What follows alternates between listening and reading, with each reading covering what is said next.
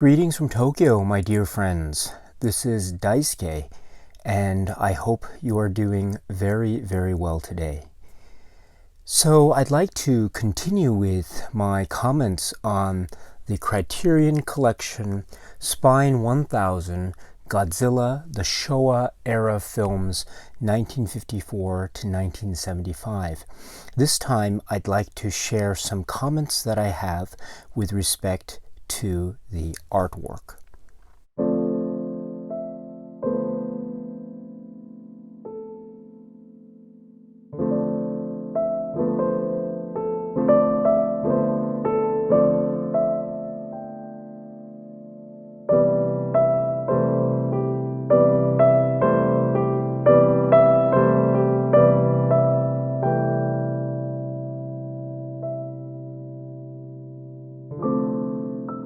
So we can see from the outset that this is a set that is adorned with artwork that is very striking and colorful. These are also drawings, and these are illustrations that are depictions of Godzilla, the iconography of Godzilla, and also the iconography of the monsters that are involved. This could also mean being depictions of certain scenes in the films that are pertaining to the set. Also maybe certain concepts or certain ideas that represent certain scenes in the films or certain ideas portrayed in the films, etc. Or they could just be artistic renditions of what the general idea of Godzilla is in the minds of certain people, certain artists from many different parts of the sort of comic book world, other graphic artists, etc. So this is to say that this is a collection of different kinds of artistic viewpoints that are coming together with the through line that they are in one way or another trying to represent certain aspects of the Godzilla films during the Showa era. Now, I really like this sort of eclectic mix of different artistic approaches, and we'll get to those artistic approaches in a second here when we go into the artwork proper. But I really like that as a general approach because it's very indicative of the Showa era films. Granted, of course, there are many aspects of certain Showa era films that I think are pretty similar. For instance, I think it could be said maybe that Godzilla, the original Godzilla, might have certain similarities with Godzilla Raids again, but at the same time there are also some striking differences which hopefully I might get into in another video. The same is true, for instance, maybe for films in the early part of the 1960s that emerged. King Kong vs. Godzilla and Mothra vs. Godzilla and Ghidorah the three-headed monster come to mind. But then there are differences that begin to emerge even among those earlier films, but definitely as we progress into the 60s with Invasion of Astro Monster, then to Ebirah, Horror of the Deep, and then to Son of Godzilla, and then to Destroy All Monsters, and then to Attack, All Monsters Attack. And so I think you can see from the outset that there are tonal shifts, that there are certain artistic balances that are that tend to one thing over another depending on what film you're talking about. And then this certainly exists as we enter into the 70s with varying degrees of tonal shifts that occur from Godzilla vs. Hedera, which itself is a film that is sort of an amalgam, if you will, of almost competing tones, comic light touches to very gruesome graphic violence and the like. And then we go from there to Godzilla vs. Gigan, which is also a film that seems to be competing with certain tonalities as well, but also venturing into a more sort of comic book tone perhaps. But then we go into yet another very so-called lighter film with Godzilla vs. Megalon in terms of the lightness and perhaps even campiness. But then we go straight into a darker tone and a more violent shift when we enter into the final stages of the Showa era, with the films being Godzilla vs. Mechagodzilla and then Terror of Mechagodzilla, which I would assert is very much a contender for being one of the darkest films in the Showa era, certainly in line to be among the darkest films in the Showa era behind Godzilla itself, so Terror of Mechagodzilla. So my point is that I think there are varying degrees of tonalities that are present throughout the entirety of the 15 series films, the Japanese releases. And so I think this is to say that I think it's only fitting, therefore, that Criterion would decide to hire different artists to come in and themselves give their own individual take on Godzilla and what it stands for, etc. And so I like that. In other words, the art in the Criterion collection and the varying depictions of Godzilla and certain depictions of the monster world here is mirroring in many ways the varying tonalities that exist in the Showa era films themselves. And so I think that's a wonderful touch indeed. But let's start with the cover art itself, which is right here with this pink, black, yellow, blue motif, and this is credited to Yuko Shimizu, the artist, and it's really lovely because it's already become a kind of iconic symbol of Godzilla.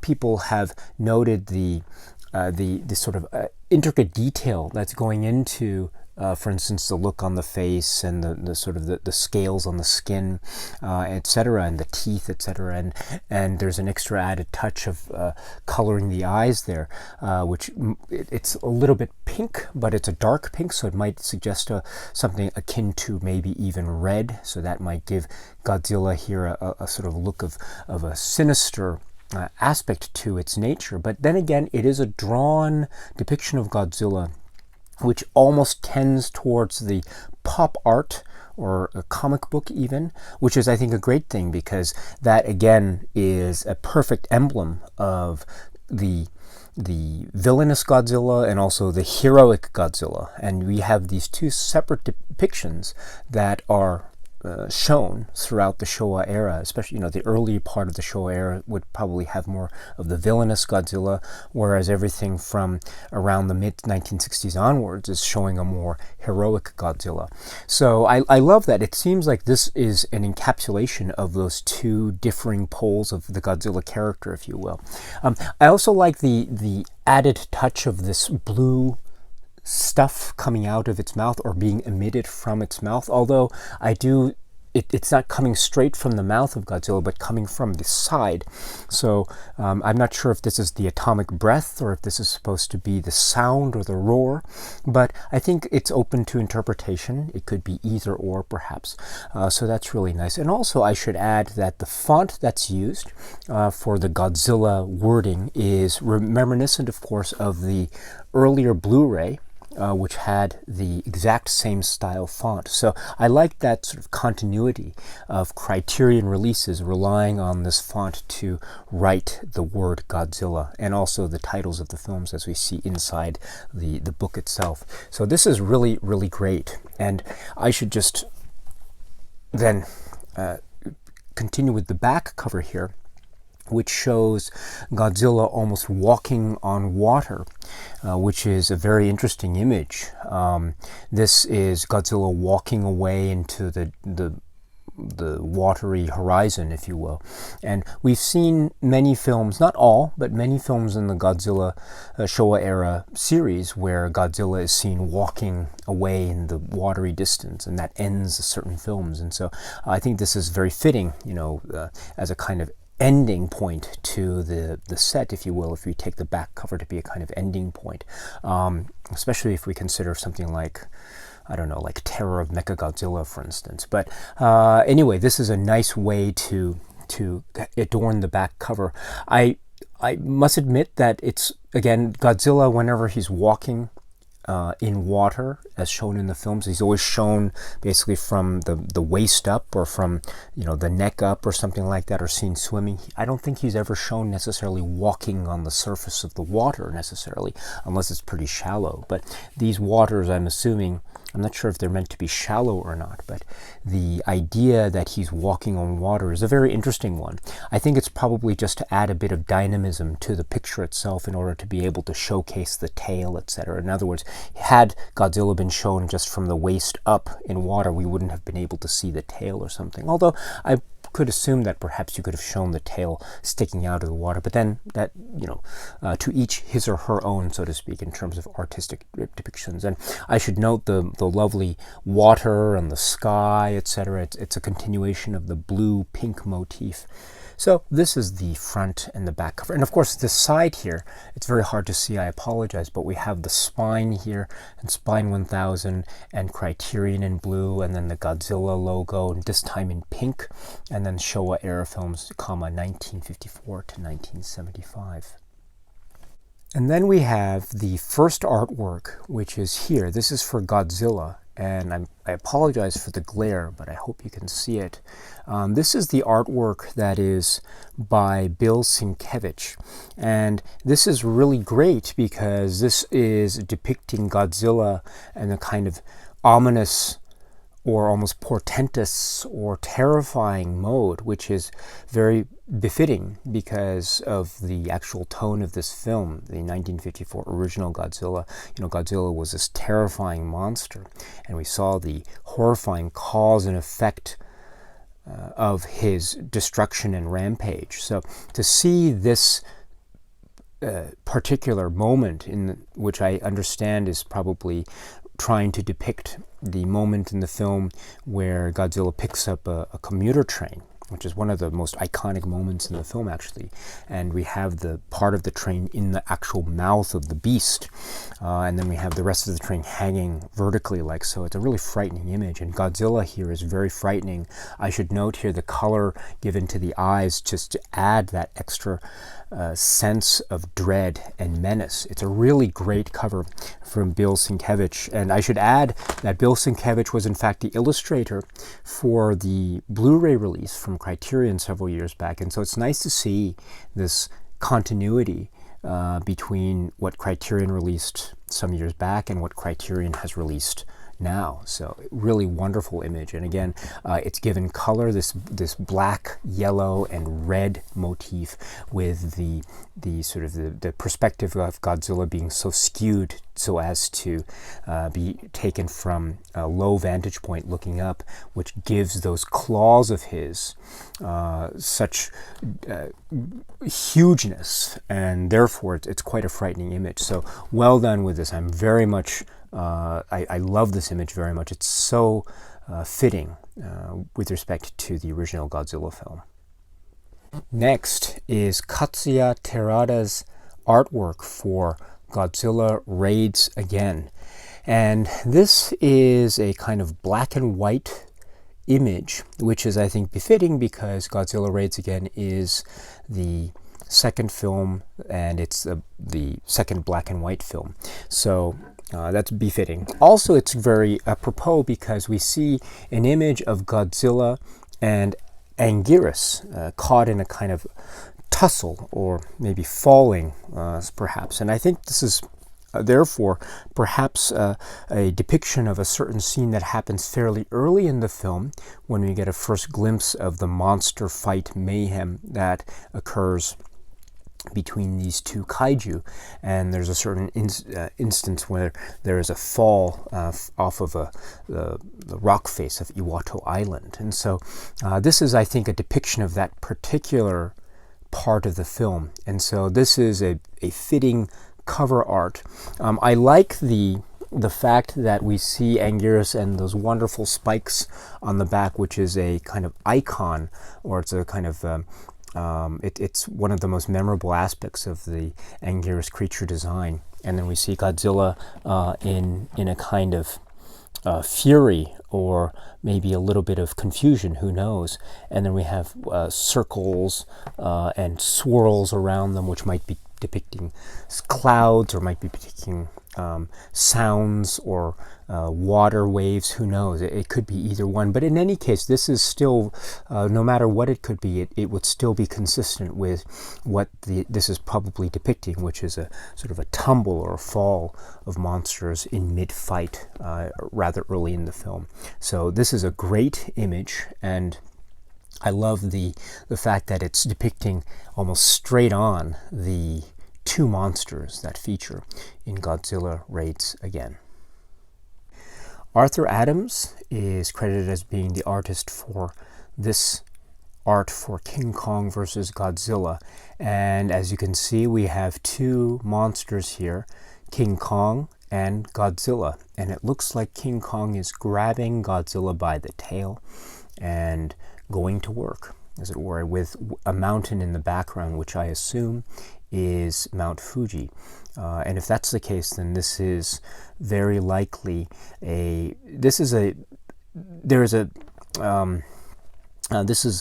don't want to say too much, but there are certain fights between monsters that occur in this film, King Kong versus Godzilla, and so this is very much likely an attempt to depict one of those particular encounters between the two monsters that occurs in the film. And so this is a wonderful image. It shows the kind of energy that is existing in this film itself. The energy, of course, coming from the fact that we have these two behemoths, titans of cinema, monster cinema, clashing for the first time in this almost kaiju wrestling bout. And to see this kind of action depicted, I think, is really lovely. And it's, again, you can feel the movement with this, and it's great. And you can see the detail on the bottom here, with the trees in the background and white mist or clouds, and you can see certain houses right here and the like. And so, and also, I like the fact that you have the yellow and the pink motifs continuing on here, and it's sort of a lovely flourish of color, right? Because in the earlier art for Godzilla, it was color, but it was sort of dark and black and red and orange. And then the next one, Godzilla Raids, again, was almost like a black and white art, whereas this is almost a full-on color depiction, which is very fitting because King Kong vs. Godzilla is the first all-out color film in the Showa era film series, and so I think it's really fitting. We have the first real splash of color, vivid color, on display for the King Kong vs. Godzilla artwork, which is parallel to the fact that King Kong vs. Godzilla was the first color film in the series, and so I really like that extra touch. So this is King Kong vs. Godzilla.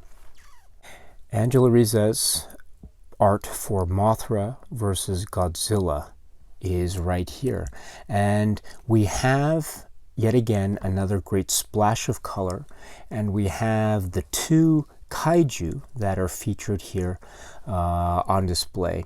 So we have Mothra in full moth winged form, and then we have Godzilla in the foreground here. And Godzilla has a certain unique design. It's not, wouldn't call it necessarily faithful to the actual suit design of Godzilla in this film, but it doesn't have to be. This is more of a really unique artistic rendering and a very beautiful design rendering of the Godzilla look and the Mothra look for that matter as well. I really love this, and I love the continuation of the pink-eyed Godzilla, and I love the sort of the tongue and the teeth line up there, as well as the beauty of Mothra with the wings spread in the background.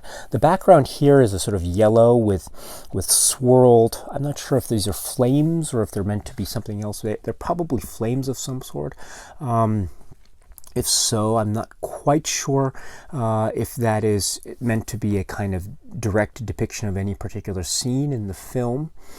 There is fighting, but I don't think there's any big conflagration or anything of that nature, although perhaps there is and I'm just not remembering correctly. But to my own memory, I don't think there is. So this is probably more along the lines of an artistic depiction of the kind of maybe volatility, perhaps, the sort of comic book-like volatility that exists between these two, who are at this point in time in the series anyway, they are enemies. And so we have Godzilla versus Mothra depicted here in a kind of a lovely artistic design approach.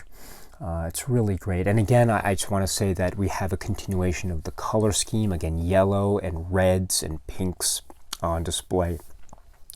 Really nice. We don't see any depiction of the people or the countryside or any cities or any kind of landscapes that are actually destroyed or depicted in the film. There's no other iconography that's borrowed from the film necessarily, but that's okay because the title is Mothra versus Godzilla, and that's what we have on the tin. So this is really a nice, lovely artwork for Mothra versus Godzilla. Monorobot and the artwork for Hedera, the three-headed monster. This is incredibly stylistic, very stylish, and I love it because it is taking a kind of chance with Godzilla and the look, and King Ghidorah and that look. It's not meant to be a sort of going for a photorealistic look of Godzilla. It's not meant to be a photorealistic depiction of, let's say, a still from the film or a particular scene from the film. Although there is a kind of confrontation that occurs between Godzilla and King Ghidorah in the film, which is very very interesting, and therefore to see these two sort of entangled like this, I think, is meant to be a representation of their antagonistic relationship in the film. I should add that the artwork does depict Godzilla in this very interesting way and King Ghidorah in a very similar kind of stylized way. But there are other kaiju in this film that are featured rather prominently in the film that aren't featured here as far as I can tell.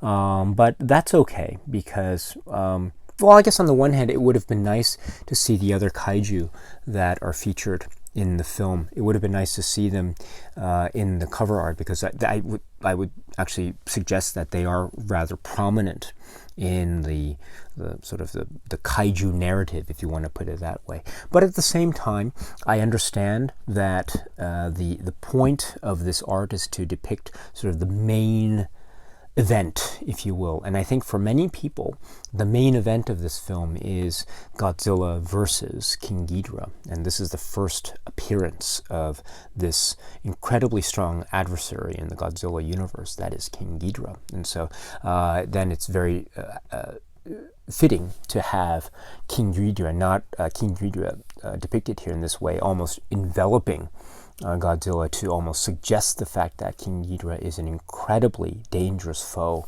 to Godzilla.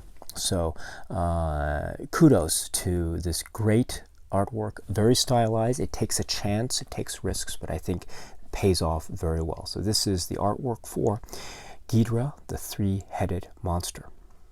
Benjamin Marra's artwork for Invasion of Astro Monster is great because this is taking many elements of the film Invasion of Astro Monster and actually putting them on the cover art itself, or the artwork itself, which is great. So we have, of course, the initial spaceship at the beginning of the film, and then we have the UFOs from Planet X here, or one of those ships depicted here. And I love how we have one ship on one side and another ship on the other side. It's almost as though they are kind of on an antagonistic relationship. So that's a really nice visual cue, as it were. And that antagonism is also highlighted by the fact that we have on this side Rodan, or Radon in the Japanese nomenclature. And then we have on the other side, of course, King Ghidorah, and with the electric bolts coming out of each of its heads. So that's really great. And then we have, of course, here on the planetary surface here, Godzilla. And this is the famous or infamous, depending on your point of view, pose that is struck by Godzilla rather early on in the film, after one of the ends of one of the fights in the film. And this is where Godzilla does a kind of victory dance or victory jump, and we've got this little thing where he jumps up like this, and this is actually a very close depiction of that particular pose. So it's wonderful. I mean, it's one of the most iconic parts of the film, and thus it becomes, by extension, one of the most iconic parts of the Showa era, at least during the mid-1960s. Love it or hate it, it's still a part of this universe. And so I think the fact that it comes from this film is really great, and also therefore it makes this artwork really stand out. This is, I think, a really almost direct depiction of something that is actually occurring from the film, and it's one of those things that is really really great. I suppose what I would have liked to have seen maybe would be, I don't know, it would have been nice to see maybe a Planet X alien somewhere, you know, because the Planet X people have this wonderful look with the black band over the eyes and the clothing and the attire. Would have been nice perhaps to see the commander maybe stand somewhere or something like that, who knows. But you know, I don't want to press on that point too much. I think we have enough of the great iconography from this really jam-packed film, Invasion of Astro Monster, here, so it's great. And I should add also, there's a continuation of the pink, yellow, and blue motif, although there is an attempt, I think, to go a little bit dimmer with the lighting. I don't know if you want to call it that. It does feel like it's almost like twilight, if you will, which is great because I think we're dealing with an outer space shot here, if this is true to this particular moment in the film where Godzilla jumps up and down. If that's the case, then I think it's really nice to have this depiction of darkness or dim lighting, which is, I think, trying to evoke space or something like that. So this is the artwork for Invasion of Astro Monster. Ebirah, Horror of the Deep artwork. Simon Gaines' artwork here is really great for a number of reasons. First, I think Ebirah, Horror of the Deep is in many ways a kind of departure, or it's marking a new path forward with the Showa era. I think in large part perhaps because we have the film that is directed by Jun Fukuda. Now, up to now, we've had all but one of the films directed by Ishiro Honda, the only exception to that being Godzilla Raids again. But for the most part, it's been a universe that has been crafted under the direction of Ishiro Honda. But now we get the first film by Jun Fukuda, who will prove to be another strong directorial voice in the world of Godzilla, the Showa era. And so to have this be, I think, markedly different in terms of the striking yellow is really a nice visual cue that this is going to be a different path forward with the Godzilla series. And in many ways it is. This is the first time we have Godzilla not necessarily being shown attacking the Japan cityscape, etc., but now we have an island, and we have a certain band of people on this particular island, you know, the red bamboo group and all that stuff. And so there's also interesting use of music, kind of surf music theme that emerges every now and again. And there are more attempts at trying to humanize Godzilla, give Godzilla a bit more sort of human characteristics, which is almost like what was done with the original King Kong, you know, back in the 30s. And so we have, in many ways, my friends, sort of a new approach to Godzilla, while still retaining many of the same characteristics that we saw in the earlier Godzilla films up to now. And so I like this artwork for that reason, because it visually stands out from the rest of the artwork that we've seen before, primarily because of the reliance on this very strong primary color of yellow, which is really great. Also, yellow is great because one of the main characters of the film has a yellow jacket. The yellow-jacketed character is in fact depicted here. So you have the yellow-jacketed character depicted against the background of yellow. So it's almost difficult to see. Incidentally, we also have the other human characters here, which I think is the first time in this artwork in Criterion where we actually see the human characters depicted. There's also Dio in the middle right there. But they are looking up at Godzilla, and Godzilla is standing in the center there with Ebirah here, and this yellow, which I assume is supposed to represent water. And then in the background in the sky we can see Mothra. And so if you know the film, you know that Mothra does make a very crucial appearance in this film. It's very significant. So it's wonderful to see Mothra there. And there is another kaiju that appears in the film that is not depicted in this particular piece of artwork, but I would suggest that it's not the artwork didn't need to include every single kaiju monster that emerges in the film, so I think that's okay. Also, note the planes. These are the red bamboo air fleet, as far as I think.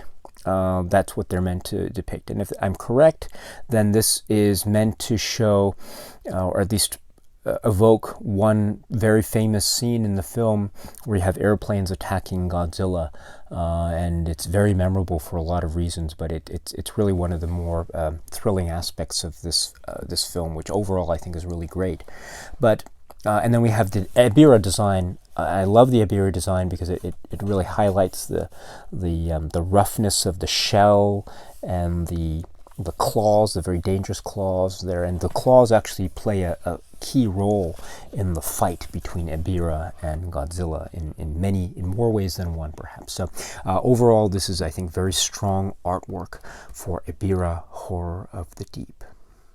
Son of Godzilla, so artwork Robert Goodin, and this is really very simple in many respects, but I love many aspects of this. I really love this artwork for a number of reasons. First, we have the focus on Minilla right here, and Minilla is in many respects the star of the film.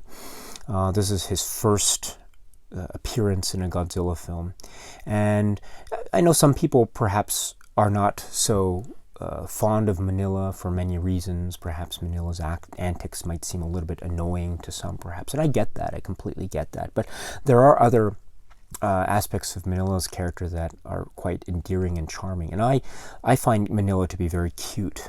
And the scenes between Minilla and Godzilla especially are among the best in the series, I would contest. And so to have Minilla front and center, as it were, is really great. And it's even greater to have Minilla standing on the tail of Godzilla, which is something that occurs early on in the film.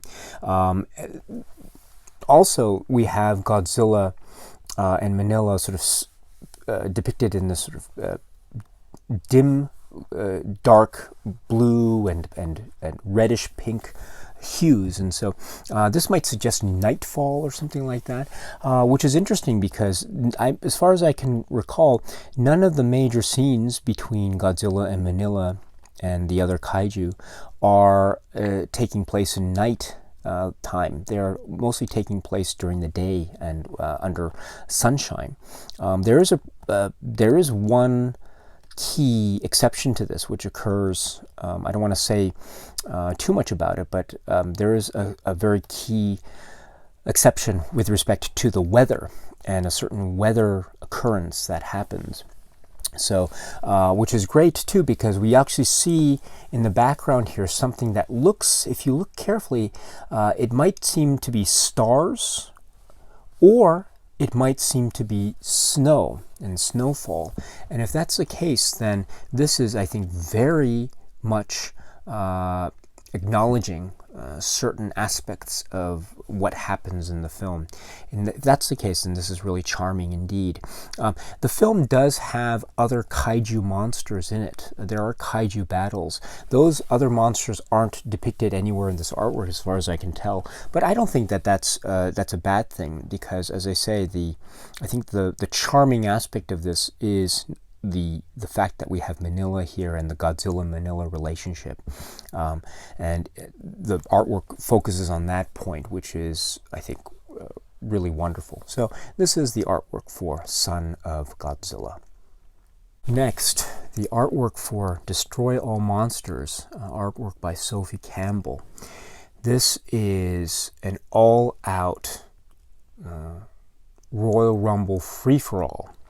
And if you know the film, you know that there is a lot of monster fighting, but there is a kind of Royal Rumble type of fight that occurs towards the end of the film. And I think this artwork is supposed to be depicting that particular brawl of a fight, in that all the monsters that appear in that fight, whether they be actual direct participants of the fight or maybe more bystanders or just watching the fight from the sideline, so to speak, they're all depicted here. So we have Godzilla in the center, of course, and King Ghidorah.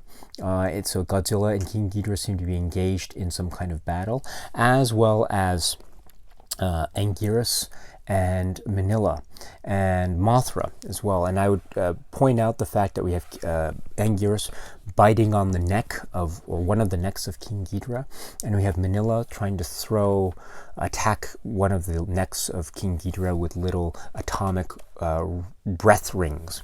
And so these are very interesting, because these are actually details that I think emerge directly from the film, and so these are nice touches. Also, I note the fact that Godzilla is stomping on one of the necks of King Ghidorah, which is also a detail that comes in the film. So this is, I think, a very accurate depiction of what happens, at least to some degree, what happens during that final brawl, which is really great. And we have Mothra as well, engaged, because Mothra is a direct participant in this. And then Gorosaurus is there as well. And then Kumonga is here, as well as Manda. And then we have Varan, and then we have Baragon as well. And then Rodan, of course, is right here as well. So we have airplanes as well, jets, and then we have tanks down here, and then we have the background, which seems to be a depiction of maybe the red and white, perhaps, of rising sun. I'm not sure, but it does seem to have a kind of banner-like quality, which is almost like it's almost like a matsuri, a festival type of atmosphere, and the action in this artwork is just intense, over the top, so lovingly depicted. I really love this. So this is the artwork for Destroy All Monsters. Next, the artwork for All Monsters Attack, Jorge Coelho. And this is great because we have the main character here, who is Ichiro. And Ichiro is the little boy who is the main character of the film. And then here he's together with Manila. And if you know the film, you know that Manila plays a large part in the boy's imagination, his imaginary friend, if you will. And the film is essentially a depiction of this boy's troubles in real life, and how he tries to sort of escape from his real life troubles by entering into this imaginary world of monsters on this island. So that's what this is. So it's a film from the viewpoint of this little boy, and Manila is along for the ride, and therefore we have the little boy and Manila, who are rather short and small when compared to the adults, the monsters that surround their particular worlds.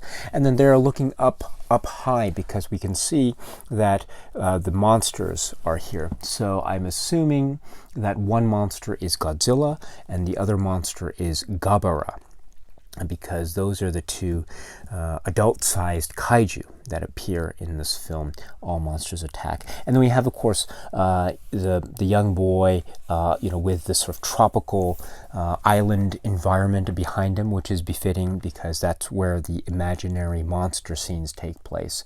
And so it's great. And then we have a continuation of the yellow, pink, blue, light blue motif going on.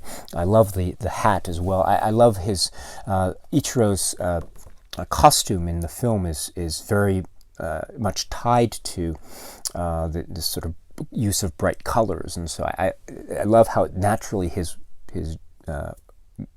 wardrobe is consistent with the Criterion color scheme of this particular set. So I love that touch. And Manila is also very faithfully drawn. I'm a big fan of this particular depiction of Manila. I just love, there's something quite charming about it in the way the eyes are depicted and stuff. So this is the artwork for the very, I think, charming film, All Monsters Attack. Next is the artwork for Godzilla vs. Hedera, Jeff Darrow.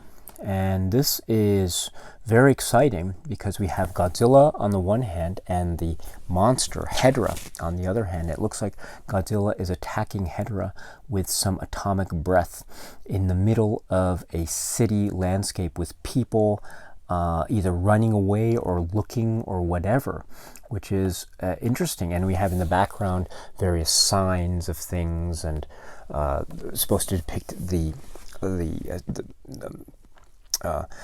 metropolitan Japan during this period, which is the early 1970s. So this is the first film in the 1970s era.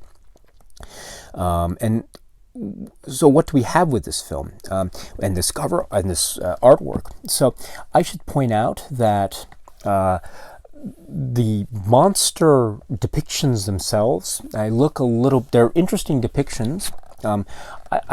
I think that the Hedera design is the monster design is, I think, very unique in the blacks and the grays and the way the sludge is portrayed and the eyes.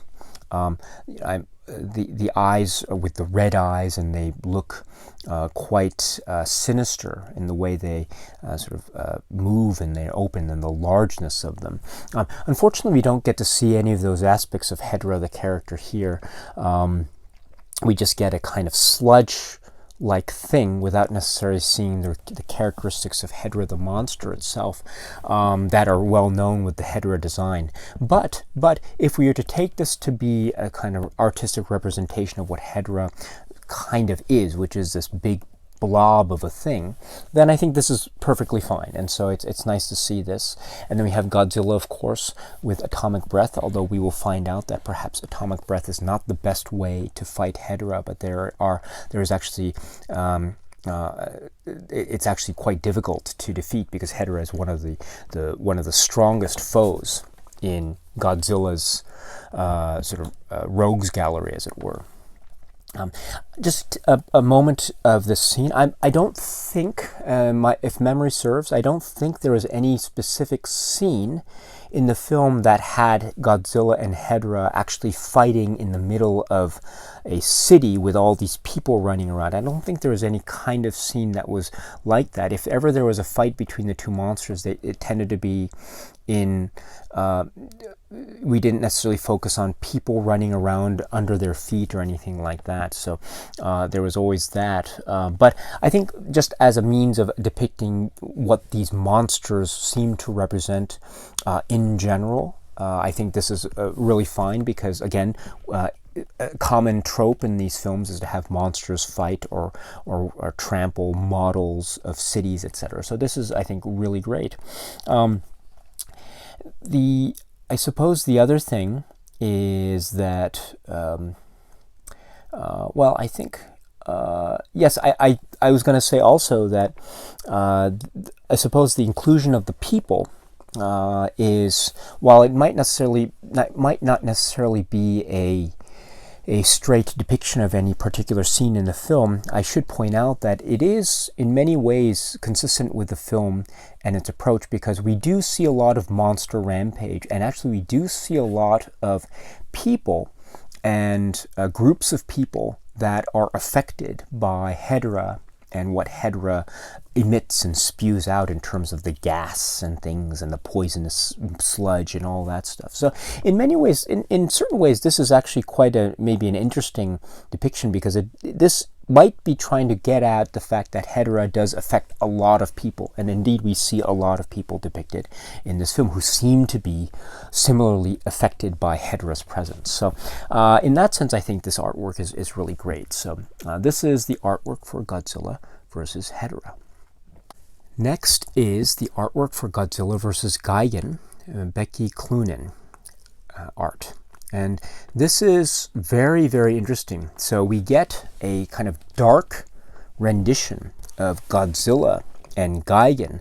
Gigan, the character, looms very large in the background with this lightning and sort of suggesting a very ominous new adversary, which is, I think, in many ways true, because Gigan as a creature design is really quite awesome.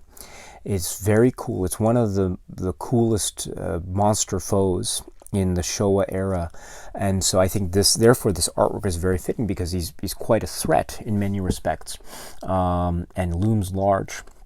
And Godzilla is by contrast a little bit small in design, a little bit more dinosaur-like perhaps, which is interesting because in fact in this part of the Showa era we actually see Godzilla, and he has more of that Godzilla type of look about him. So he's not like a dinosaur necessarily, but he's more sort of the anthropomorphic version of it, perhaps. And then we have, for the first time, perhaps, a real close-up depiction of two of the main characters, human characters in the film. So the man here is actually here. He's listed here as Gengo, and the woman here is Tomoko. And you know it's her because of the design of the blouse, and in fact that comes up early in the film. This sort of checkered design blouse, and I love the jacket and the turtleneck here. He's very important because he is the illustrator or the artist and stuff. So which is part of the plot. So it's nice to see this close-up of the human characters almost at the same size as Godzilla, funnily enough. So that's interesting. And then we have a tower in the background and the eye of Gigan. We also see Godzilla here, as I say, who's more dinosaur-like. I'd note the eye color is white here, which is a very interesting change. I would say that the film is probably not as dark and menacing as this artwork might itself be suggesting. Although I think the artwork is going more towards depicting Gigan as this real formidable foe, which I think he is. So in that sense, I think this is really great. I should also point out that there are other kaiju monsters in this film that aren't depicted in this artwork. And so it's very famous too, because Godzilla vs. Gigan is, if I'm not mistaken, it's the first sort of tag team kaiju battle, 2-on-2, so two good monsters and two bad monsters. And so those other monsters aren't depicted here, but again, it's not a necessity or a requirement to include all the kaiju monsters and all the artwork. And so to have Gigan here is great, and the title in English anyway is Godzilla vs. Gigan, and so Godzilla Gigan for the artwork I think is great. So this is the artwork for Godzilla vs. Gigan. Next, the artwork for Godzilla vs. Megalon, Ronald Wimberly. This is really great as well because we have this wonderful rush of color, which is a nice contrast to the immediately preceding artwork for Godzilla vs. Gigan, which is this dark, brooding mood. Here we have something brighter. I should note that Godzilla, in this silhouetted fashion in front of what seems to be a sun, is interesting because it almost depicts Godzilla as like a mushroom cloud in that interesting way, which, if that's the case, then it harkens back, of course, to the concept of Godzilla from 1954 and the kind of menace from the atomic bomb and the hydrogen bomb. And so that's an interesting sort of visual cue there. But then we have on the bottom here the three human characters in very small silhouetted fashion. So again, it's nice to see the human characters depicted, even if it is very, very small like this. I don't think we see anyone from Seatopia, do we? But we have the three other kaiju that are mentioned, or the kaiju here, and then the robot Jet Jaguar. So we have Gigan, and we have Megalon, and we have Jet Jaguar in the middle there.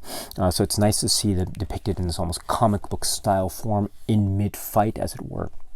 And then we have the face of Godzilla in this huge, almost overwhelming close-up with the claws there, and the blue, and the pink and yellow highlights, and the eyes now being blue. That's an interesting touch. So that's really great, really, really great. I should point out that there is a scene. I don't think there is a scene in Godzilla vs. Megalon where we have Godzilla walking in front of the sun, but in fact there is a scene, or as a shot, in the film Godzilla vs. Hedera, where Godzilla is introduced in that film actually walking in front of a sunset or something. And so this almost reminds me of that moment in Godzilla vs. Hedera more than anything else. But I think it's fine to have it here for this artwork for Godzilla vs. Megalon. And Godzilla looms large, as he should, because he is in many ways the star of the film. This is great. So this is the artwork for Godzilla vs. Megalon. Godzilla vs. Mechagodzilla, Takashi Okazaki's artwork is here.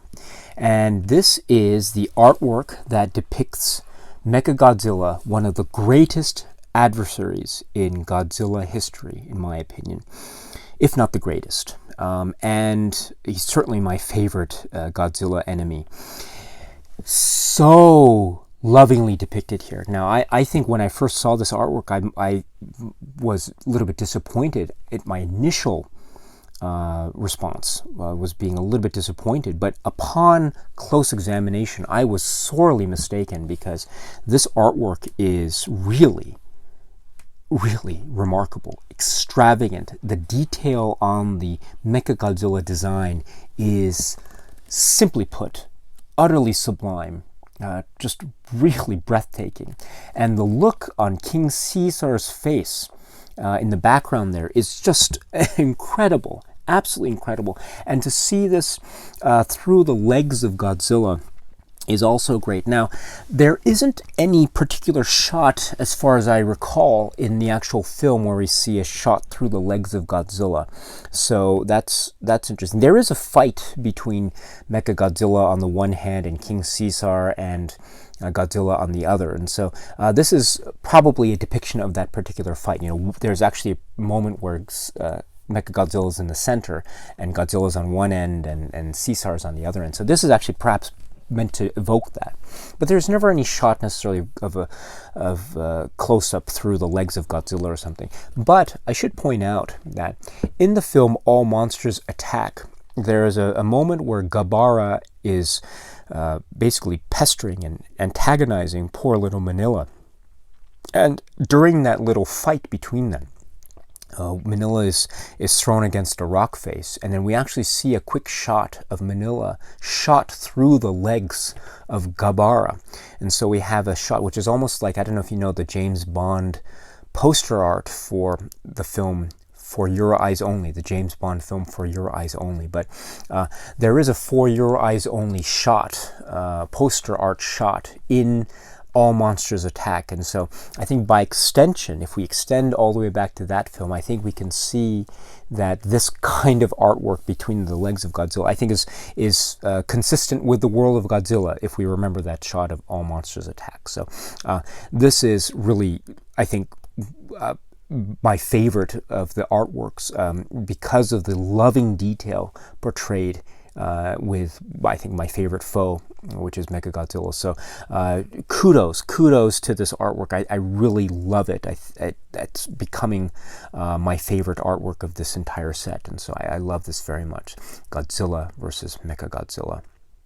Then we have the artwork for Terror of Mechagodzilla, Chris Wisnia. And so we have this great, very hectic, gloomy, very frightening artwork. And I think on the one hand, this is really fitting because I would suggest that Terror of Mechagodzilla is one of the darker films, if not the darkest film following the original Godzilla film. It is very dark and almost tragic in many ways. So to have this darkness and the blue and the reds and the fire and the kind of almost apocalyptic view of this this world is really great. And there's actually a scene in the film around the middle where there's a really great smoky, fiery fight between the monsters, and so that's I think that's supposed to depict that particular part of the film. It's around the middle of the film.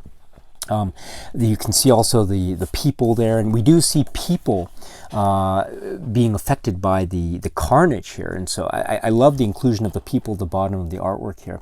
And then we have, of course, Mechagodzilla and Titanosaurus in the background with Godzilla in the center, and we have the return of the red-eyed or dark pink-eyed Godzilla, which is really great. Again, a kind of return, recalling the earlier depictions of Godzilla in the set with the reddish eyes there to suggest menace.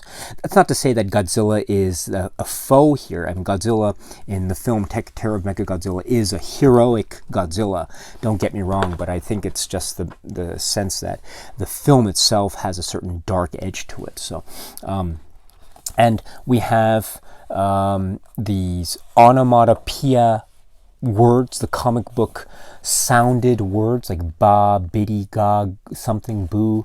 These are sort of Americanized or anglicized, I think. So they're not necessarily the kinds of onomatopoeia that we would see, for instance, in Japanese manga. But I think it's meant to suggest this sort of comic book type feel to these films. And don't get me wrong, even though I would suggest that Terror of Mechagodzilla is a dark film, it's still a kaiju film, and so I think to depict it in these sort of comic book-like terms is very, very appropriate. I would just point out that if we wanted to think about comic book motifs, I think the film Godzilla vs. Gigan was actually the film where the comic book motif and the manga motif, the actual manga drawing style, was on display quite directly. So it would have been interesting to see the manga motif incorporated into the artwork for Godzilla vs. Gigan. Remember, of course, Gigan, the Godzilla vs. Gigan had actual depictions of manga art. It also had depictions of kaiju talking, and the way they depicted that is through these speech bubbles, which is very much like speech bubbles found in Japanese manga. And so in many ways, I think the comic book onomatopoeia type motif for the artwork might have been interesting to see for Godzilla vs. Gigan. But to see it here, I think is perfectly fine as well. Again, it's dark, but it's crackling and it's exciting. It's filled with a lot of energy, which is a great way to end this artwork series. So this is the artwork for Terror of Mechagodzilla.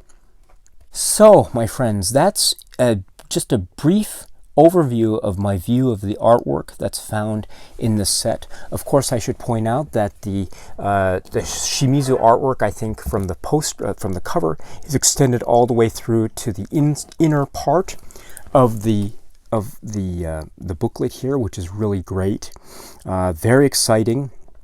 And then we have the back part as well, which is also great. I've taken out the discs for the back part just to let you see what is on display. It's the same artwork from the inner flap, I think, but again, it's really, really great stuff to see here. So this is the Godzilla set from Criterion. Just my comments on the artwork. So if you have any thoughts or comments about the artwork, please let me know. I'd love to hear what it is you have to say. But until we meet again, my friends, please be happy and healthy and well. And oh yes, I will be trying to make more videos on the Godzilla set and some other things that I would like to say about this set, because it is filled with a lot, and I do want to share with you some more thoughts that I have in separate videos. So please stay tuned to this YouTube channel for more videos on this. And with that, my friends, I hope you are well, and please keep watching a lot of great movies. So until we meet again, my friends, Cheers.